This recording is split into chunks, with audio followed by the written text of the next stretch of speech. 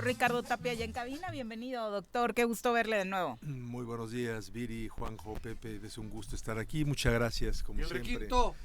Pues ya hay que traerlo. Joder. Porque ya... Creí que venías con el requinto. Como dice el cura, es justo y necesario. Hay que hacer una cosa musical, ¿verdad? En verdad es justo. Muchas gracias por el espacio de título personal en nombre de la Universidad Autónoma del Estado de Morelos. Y comentar un poco acerca de este tema que creo que es el tema jurídico del momento, la tensión. Hay una tensión de poderes y también hay una tensión constitucional a propósito de la reforma judicial o del combo de reformas judiciales que se proponen a la Constitución. Y yo creo que es un tema interesante al margen de la propia reforma constitucional al poder judicial en sí, que es muy importante, porque vienen otras veintitantas reformas a la Constitución y lo que está ocurriendo aquí pudiera dar pie o pudiera dar línea a varias cosas importantes. Lo primero es, bueno, ¿cuántos son las 2/3 partes de 128? Eso es lo que ha estado Juan, que acá el ingeniero es el bueno para las matemáticas. Últimamente. Matemáticamente, 2/3 de 128 pues son 85.33. El tema es si ese punto 33 nos da hacia arriba o hacia abajo, o sea, se queda en 85. Lo aplican como que se queda en 86. 14 o 15 o cómo era bueno, eso, ¿no? 14 o 13. Hay un precedente interesante justamente que es una acción de inconstitucionalidad que presenta en el caso de Morelos. O sea, el caso Morelos puede ser paradigmático en este tema, ¿no? Cuando se planteaba que cuál era la mayoría calificada de 20. Ajá, eso. Si eran también 14, 30, eran 13.33, si eran 13 o si eran 14, ¿no? Ajá. Para ese tema, la Suprema Corte de Justicia de la Nación, por unanimidad, consideró que eran 14 porque para tratar de reforzar el tema de la democracia y las minorías, que sobre y no que aunque fuera .1 o .01, si era más arriba, se tenía que ir a el número inmediato siguiente, no como en la escuela, que si sacabas 6.5, pues subías a 7, y si era 6.4 te quedabas en 4. No, está ese precedente. Sin embargo, ojo, técnicamente hablando, eso solamente es aplicable para el caso del estado de Morelos. No genera una cuestión obligatoria. Jurisprudencia no genera. No, porque es una fue una invalidación de una norma del estado de Morelos. Local. Tiene una cuestión de apreciación general o de aplicación general para el Congreso del estado de Morelos, no así para todo el país. Sin embargo, existe el criterio, existe el precedente, y en ese sentido, por ejemplo, si no mal recuerdo, en la página de la Secretaría de Gobernación, en la sección o micrositio que habla de procedimiento legislativo, dice que las 2/3 partes son 86.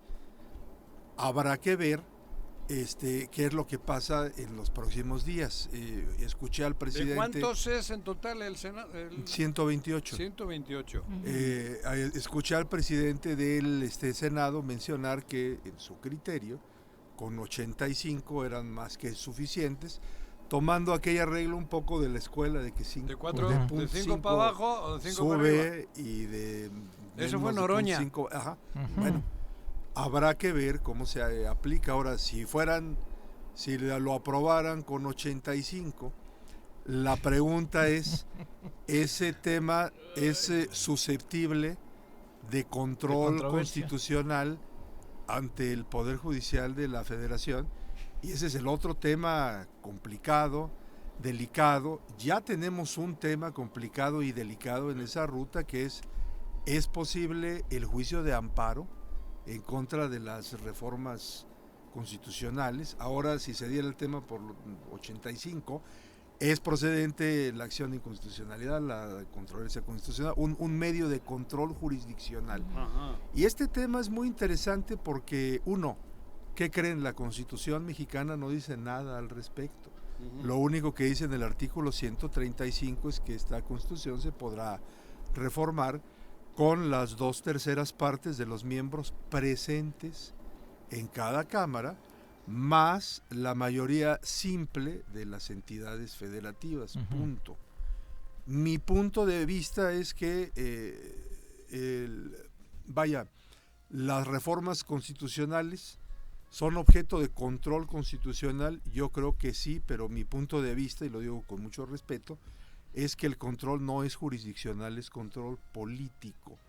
¿Por qué razón? Porque en todo caso vamos a pensar aquí que se considerara que no son 85 y son 86. Por eso pasa el tema ahora a las legislaturas de los estados. Yo creo que ahí está el control. Y ese es un tipo de control político. Me queda claro que en sus últimas decisiones, la Suprema Corte de Justicia de la Nación, la última vez que abordó el tema fue en el amparo en revisión 186/2008, bajo la ponencia del ministro Cosío. Ahí, básicamente, bajo la teoría de que el poder constituyente es uno y único, que es el que hace la Constitución, y todos los demás son poderes constituidos, incluyendo el llamado constituyente permanente, que más bien en lo técnico se llama poder reformador permanente de la Constitución, y está sometido a la Constitución. Bueno, ahí, en apretada votación, de 6-5, la Corte dijo que era posible tener al amparo como medio de control constitucional, ojo, no en el fondo, sino nada más en el procedimiento de reformas. Sin embargo, mi punto de vista es que esta decisión fue un poco ambigua, porque en esta decisión no se tomó en cuenta que unos años antes, en la controversia constitucional 82/2001, el Pleno de la Corte, por mayoría de 8 votos, que generó jurisprudencia de observancia obligatoria, decidió, leo rápidamente el rubro de una de las dos jurisprudencias que va en este sentido, dice: procedimiento de reformas y adiciones a la Constitución Federal no es susceptible de control jurisdiccional, y eso es de observancia obligatoria para los jueces. Cuando más adelante, como lo mencioné, en el año 2008-2009, cambia ese criterio, la Corte dice, bueno, no vamos a entrar al tema de si esa jurisprudencia que nosotros emitimos es obligatoria para nosotros mismos o no. Vamos a dar esta posibilidad, ahí hay una ambigüedad. Pon atención, Juan José, luego no sabes debatir. Cuando ahora se presentan estos amparos, una juez de Morelos y cuando menos el dato que tenemos que otros 3 jueces de otros estados admiten amparos y obsequian sus suspensiones, a mí me parece que deben de observar la jurisprudencia obligatoria de la Corte. Y la jurisprudencia obligatoria de la Corte, vuelvo a repetir, en este momento está mencionando, y doy incluso el número de registro digital, es la 186-044 del Pleno de la Corte, mayoría de 8 votos y de observancia obligatoria, dice el rubro: controversia constitucional es improcedente para impugnar el procedimiento de reformas y adiciones a la Constitución Federal. Habla de controversia constitucional, sí, pero en lo general está mencionando que la Constitución y sus procedimientos de reformas no son susceptibles de control constitucional, y básicamente fuera de ese último precedente aislado que mencioné bajo la ponencia de Cosío en 2008-2009, todos los precedentes anteriores de la Corte han ido en el sentido de que no es posible tener un control jurisdiccional de reformas a la Constitución o de control al procedimiento de reforma. O sea, no pueden el procedimiento una injerencia ilegal. El procedimiento es político. Ándale. ¿A dónde está? En esa mayoría calificada, y si no me la crees, en el Congreso de la Unión.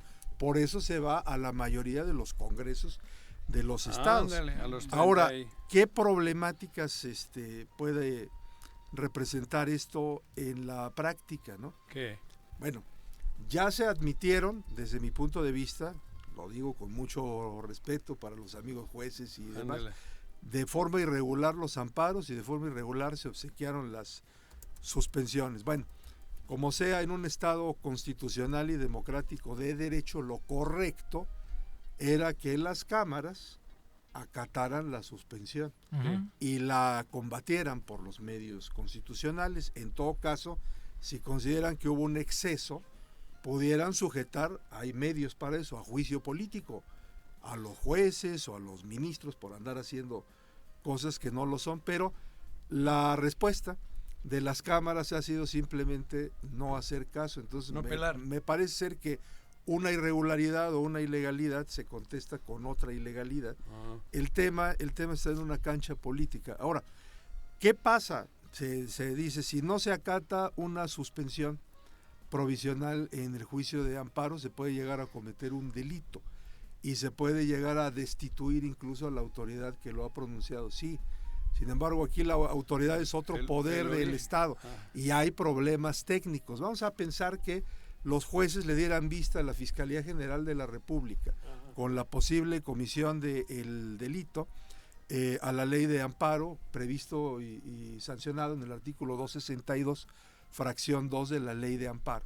Lo recibe la Fiscalía General de la República. Vamos a pensar que se dijera, tienen razón, vamos a consignar el tema y que sean sujetos de